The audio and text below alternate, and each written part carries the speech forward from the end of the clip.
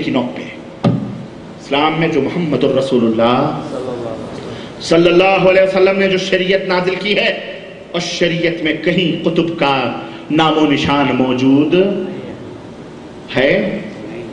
فاتو برہانکم ان کنتم صادقین، اگر سچے ہو تو دلیل پیش کرو۔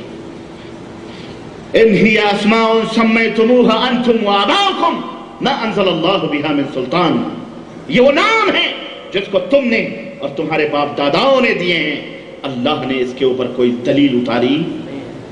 سنو، آؤ ذرا اب ہم وہ ملفوظات اعلیٰ حضرت کھولتے ہیں۔ یہ کتاب ہے، میرے گھر کی نہیں ہے، یہ گھر ہے قادری مشن نزد نو محلہ مسجد بریلی یوپی۔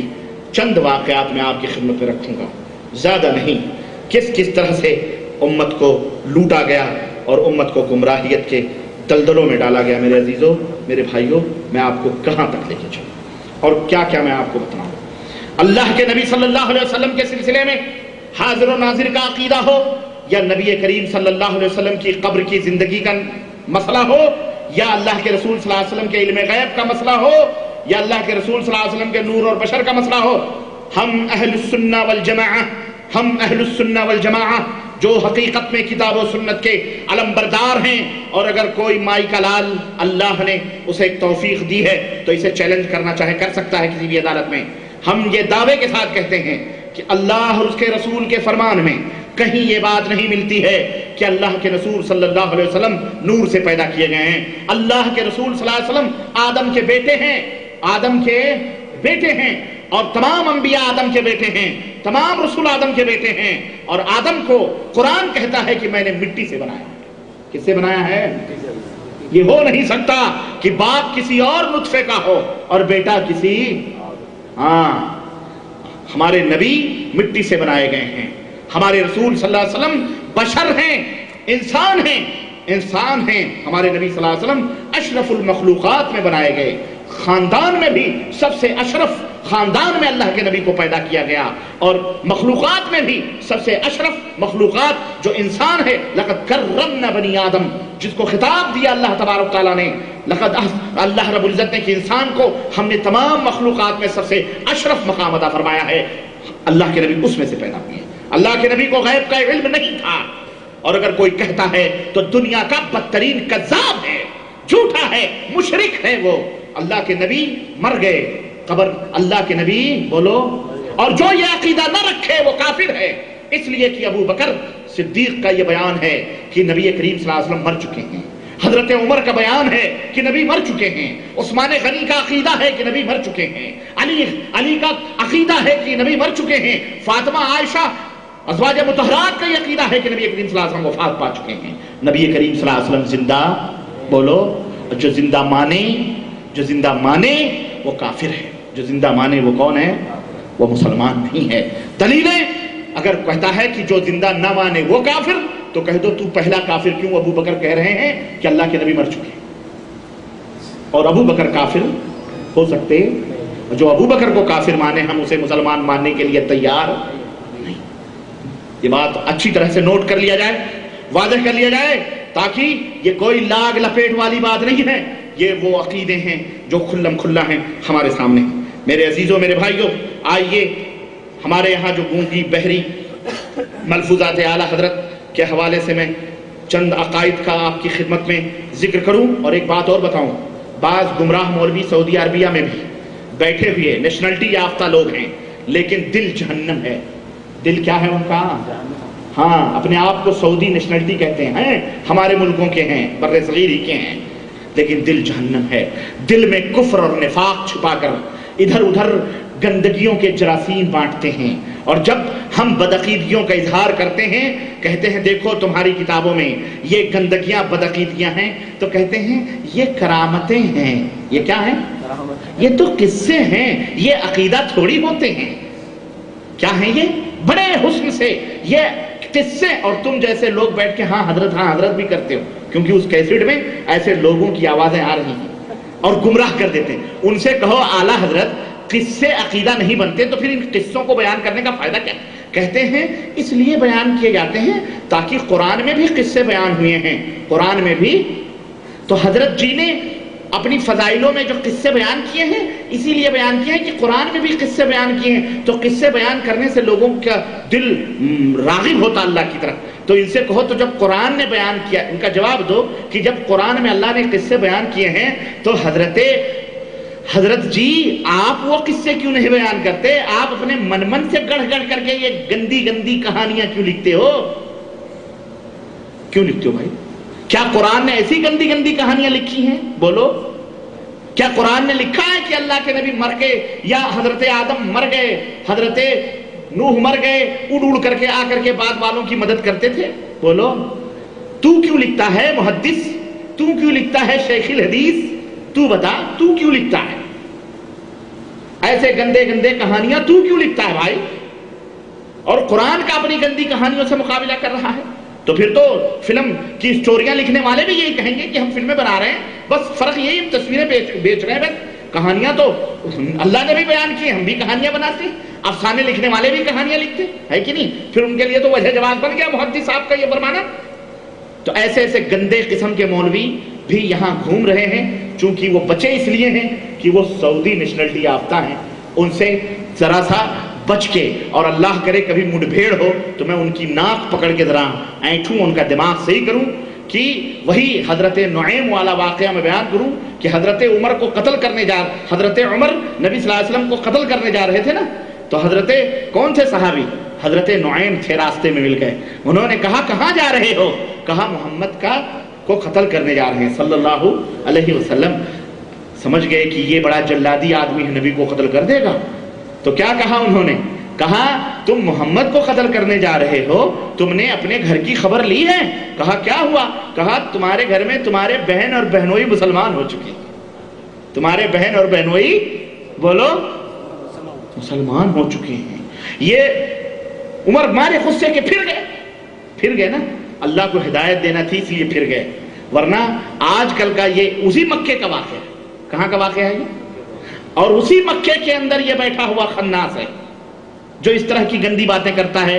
اس کی کیسٹیں میں نے ایک دو سنی ہیں، میرے پاس آتی ہیں، آپ جیسے لوگ دے دیتے ہیں کہ رحمانی صاحب اس کا جواب دو، میں اس کا جواب کیا دوں؟ جاہل کہتا ہے کرامتیں عقیدہ نہیں ہو سکتی ہیں، اور اسی کیسٹ میں میں اور تمہیں بھی بتاؤں، مسلمانوں تمہیں بھی بتاؤں کہ اس مولوی سے کہو کہ تیری بہن اور تیرے بہنوئی مسلمان ہو چکے ہیں مکے میں۔ نہیں سمجھ آئی؟ ہاں نہیں سمجھ آئی؟ میری بہن ام حمزہ مکے کے اندر سعودی نیشنلٹی، اسی مولوی کی عبد الحفیظ مکی نام ہے اس کا۔ کیا نام ہے اس کا؟ سنو، عبد الحفیظ مکی، اس کی بہن ہے، سگی بہن ہے، اس کی سگی بہن، اور سفیان بھائی سگے بہنوئی ہیں، یہ دونوں مسلمان ہو چکے ہیں۔ یہ دونوں کیا ہو چکے ہیں؟ مسلمان ہو چکے ہیں۔ یہ جب بات کرے تو اس سے کہو تو دنیا کی گمراہ کرتا پھر رہا ہے، اور تیرے گھر میں تیری بہن تیرے بہنوئی مسلمان ہو چکے ہیں، تو ربانی کو سدھارنے کی بات کر رہا ہے۔ اللہ نے تیرے گھر میں چراغ جلا دیے ہیں، تو انہیں تو سدھار لے پہلے۔ اور وہ میری بہن وہی عبد الحفیظ کی بہن میری بہن، کیونکہ ہماری اسلامی بہن ہے کہ نہیں ہے؟ وہ مس فلے میں اس کی دکان ہے، آپ کو میں ایڈریس بھی بتاؤں، جاؤ دیکھو، داڑھی بیچارے پاکستان کے ملتان سرحد کے ہیں لوگ، ہاں بالکل انڈین ایمبیسی جو نہیں ہے دواخانہ مکے میں، اس کے جسٹ سامنے کپڑے کی دکان ہے، اس پہ لکھا مؤسسۃ ام حمزہ، ام حمزہ کی دکان۔ وہ صحیح راہوں پہ آ چکی ہے، ان کے ناکوں میں اس نے دم کیا ہوا ہے۔ کیا کہتی ہے؟ بلاؤں ربانی کو، مناظرہ کرو، بھاگتا ہے، بلکتا ہے، ادھر ادھر جا کے ڈبلی چنڈے کرتا، مانگتا ہے بیچارہ۔ سعودی نیشنلٹی کیا کہنے کا مسئلہ یہی، کہنے کا مطلب یہ کہ انشاءاللہ زندگی رہی تو کبھی ملاقات ہو جائے گی، اسی گھر میں ہوگی۔ اس کی ماں بھی، یہ بھی بتاؤں، 4 مہینے پہلے میرے پاس گفٹ آئے ہدیے کپڑے کی، ام حمزہ کی والدہ، انہوں نے فجر کے بعد ٹیلی فون کیا، ربانی صاحب خیریت سے؟ میں نے جی آپ کے لیے میں ہدیہ بھیجی ہوں، ملا، میں نے کہا کہ شاید میرے پاس اطلاع آئی ہے کہ کوئی ہدیہ مکے سے آیا ہے۔ بولے میں ام حمزہ کی اماں بول رہی ہوں، اللہ نے مجھے بھی ہدایت دے دی اور میں بھی اہل حدیث ہو گئی۔ اللہ گھر میں تبدیلیاں آ رہی ہیں، اور یہ باہر پھنکتا پھر رہا ہے زکریا صاحب کے نام لے کر کے، حضرت نے ان کی وکالتیں کر رہا ہے۔ زکریا صاحب جو مر گئے، فضائل اعمال لکھنے والے، ان کی وکالتیں کر رہا ہے۔ اللہ تعالیٰ اسے بھی ہدایت عطا فرمائے، بولو آمین۔ اللہ جیسے عمر کو ہدایت دیا، پہلے بہن بہنوئی مسلمان ہوئے، اللہ اس کو بھی، سالے کو بھی کیا کرے؟ ہمارے سفیان بھائی کا سالے ہی تو ہوا نا، تو ہمارا بھی ہوا نا، اللہ اسے بھی ہدایت بولو عطا فرمائے۔ خیر، کہنے کا مطلب یہ ہے کہ ایسے جراثیم یہ سب وہیں سے آئے ہوئے لوگ ہیں جو آ کر کے یہاں کی فضاؤں کو بھی گندا کر رہے ہیں۔ الغرض میرے عزیزو، آؤ یہ دیکھو اعلیٰ حضرت کا ایک واقعہ ملفوظات میں بیان کروں کہ اعلیٰ حضرت کیا فرماتے ہیں۔ ملفوظات اعلیٰ حضرت ملفوظات اعلیٰ حضرت اور صفحہ نمبر 108۔ کسی نے اعلیٰ حضرت سے پوچھا کہ حضرت یہ بتائیں، بلکہ اس سے آگے بھی ہم چلتے ہیں، مرید کو بعد وفات شیخ قبر پر کس طرح ادب کرنا چاہیے؟ مرید کو مرنے کے بعد شیخ کی قبر پر کس طرح ادب کرنا چاہیے؟ کہتے ہیں کہ 4 ہاتھ کے فاصلے پر کھڑا ہو۔ کتنے ہاتھ کے؟ ملفوظات حصہ اول صفحہ نمبر 97۔ فاتحہ پڑھے اور اس کی زندگی میں جیسا ادب کرتا تھا سامنے سے حاضر ہو، بالی سے حاضر ہونے میں مڑ کر دیکھنا پڑتا ہے، سرہانے سے نہ حاضر ہو، بلکہ کہاں سے حاضر ہو؟ پیتانے سے، کیونکہ سرہانے سے حاضر ہوگا تو مڑ کے دیکھنا پڑتا ہے۔ نہیں سمجھ آئی؟ ہاں، نومن مٹی کے نیچے اس کو کیا کرنا پڑتا ہے؟ اعلیٰ حضرت سے پوچھو، جو بندہ نومن مٹی کے نیچے پڑھ کے دیکھ سکتا ہے سامنے سے آتے ہوئے بندے کو، وہ پیچھے نہیں دیکھ سکتا۔ یہ نومن مٹی اسے دیوار نہیں بن پاتی، یہ تھوڑا سا ایک پیچھے سے آنا یہ دیوار بن جاتا ہے۔ عجیب عقل ہے، دیکھیں ذرا، کیونکہ کہتے ہیں سامنے سے آئے، سامنے سے دیکھتا ہے، پیچھے سے آئے گا سرہانے کی طرف سے تو مڑ کے دیکھنا پڑا، مڑ کے کیا عقل ہے، دیکھیں یہ فلسفہ ہے بھائی۔ سنیے، اس سلسلے میں کہتے ہیں کہ ایک بزرگ کا انتقال، اب دلیل بھی چاہیے نا، اس دعوے کے لیے دلیل بھی چاہیے، تو دلیل کیا دیتے ہیں؟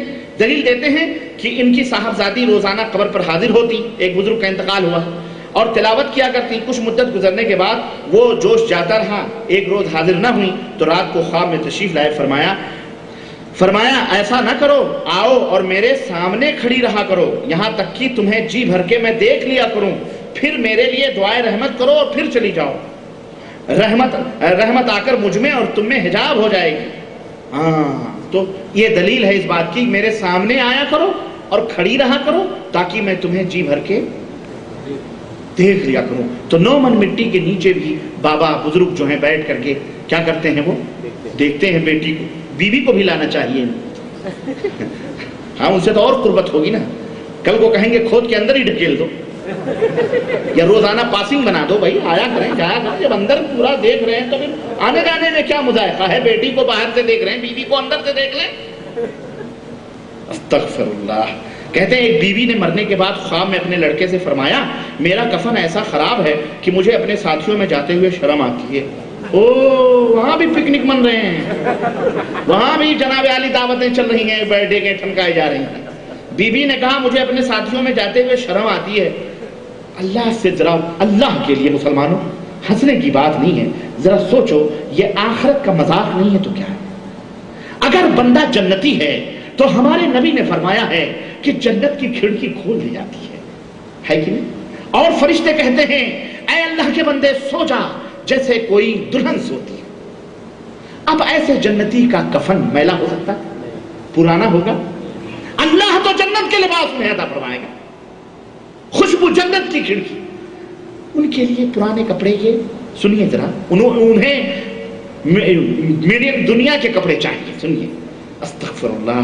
کہتے ہیں مجھے جاتے ہوئے شرم آتی ہے، اور سن پرسوں فلاں آدمی آنے والا ہے، اس کے کفن میں اچھے کپڑے کا کفن رکھ دینا، اس کو یہ بھی نیچے سے خبر دے رہی فلانا مرنے والا ہے، آئے گا فلانا۔